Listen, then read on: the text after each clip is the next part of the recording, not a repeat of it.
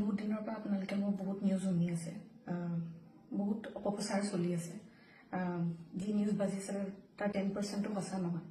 আৰু মই ইমান দিনে একো মাত মাতিব পৰা নাই, কাৰণ ইমান হেৰেছমেণ্ট, ইমান মেণ্টেল হেৰেছমেণ্ট, যোনটো কেতিয়াও মই ভাবাই নাছিলোঁ হ'ব বুলি, সেইখিনি মই পাৰ কৰিব লগা হৈছে। মেণ্টেলি প্ৰস্তুত নাছিলোঁ কোনো ধৰণৰ কথা ক'বলৈ বা কিবা ষ্টেটমেণ্ট দিবলৈ। সেইটো কাৰণে 7 দিন মই যেনে যেনে কটালোঁ, কিন্তু এতিয়া জোখতকৈ বহুত বেছি অপপ্ৰচাৰ চলিছে। বহুত ধৰণে মোক সাঙুৰ খুৱাইছে বিভিন্ন ক্ষেত্ৰত। ন্যায়ালয়ে মোক দোষী কৰাৰ আগতে নিউজ মিডিয়াই মোক দোষী কৰি মোক এতিয়ালৈকে ফাঁচি দিছে। মোক অলৰেডি মই দোষী বুলি কথা কৈছে, আৰু বহুত ধৰণৰ নিউজ, বিভিন্ন ধৰণৰ নিউজ, য'ত মোৰ কেছটোৱে ট্ৰেডিঙৰ ওপৰত আছিলে, কিন্তু এতিয়া কেছটো অকল মোৰ ওপৰত হৈ গ'ল। আজি ফাইনেলি